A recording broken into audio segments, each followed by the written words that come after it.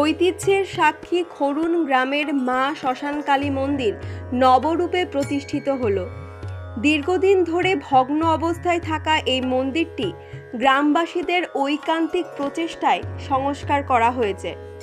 মঙ্গলবার বিশেষ পূজা আরতির মাধ্যমে দেবী কালীর নতুন বেদির অভিষেক সম্পন্ন হয়। বিশেষ এই অনুষ্ঠানে ৫ জন সধবা নারীর উপস্থিতিতে ঢাক ঢোল সহযোগে শুরু হয় দেবীর বেদি স্থাপন ও অভিষেক। ভক্তদের উদ্যোগে আয়োজিত হোমযজ্ঞের মাধ্যমে দেবী মা কালীর পূর্ণ প্রতিষ্ঠা করা হয়। গ্রামবাসীদের মতে এই মন্দির শুধু ধর্মীয় স্থল নয়, বরং এটি খরুন গ্রামের ঐতিহ্যের প্রতীক। স্থানীয়দের স্বতঃস্ফূর্ত সহযোগিতায় মন্দির সংস্কার সম্ভব হয়েছে। পুণ্যার্থীদের মতে নতুন বেদি প্রতিষ্ঠার পর মা কালীর আশীর্বাদে গ্রামবাসীদের মঙ্গল ও সমৃদ্ধি আসবে। অনুষ্ঠানে ভক্তদের ব্যাপক সাড়া পড়ে। আশপাশের অঞ্চল থেকেও বহু মানুষ মায়ের আশীর্বাদ নিতে আসেন। ধর্মীয় ভাবগাম্ভীর্যের মধ্য দিয়ে সম্পন্ন হয় এই পবিত্র পূজা কার্যক্রম। Bureau report, Tarapith TV.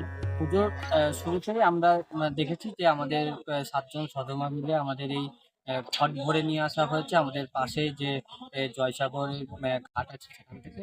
এরপরে আমাদের পুজো চলছে। এরপরে আমাদের একটি বড় হোম হবে।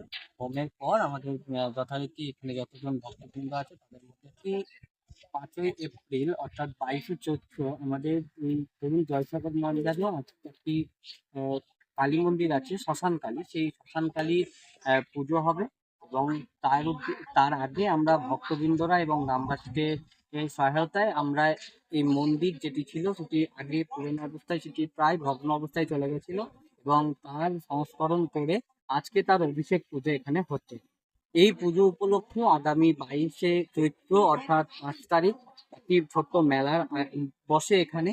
অনেক ভক্তের প্রায় ১০০০-১০০০-এর ওপর সমাগম এখানে হয় এবং এছাড়াও এই সারা রাত ধরে সেদিন পুজো হয়। আজকে ঠিক আপনারা দেখতে পাচ্ছেন যে এখানে তার অভিষেক পুজো এখানে চলছে। অনেক ভক্তেরও সমাগম আজকেও ঘটেছে ও আগামী দিনেও ঘটবে।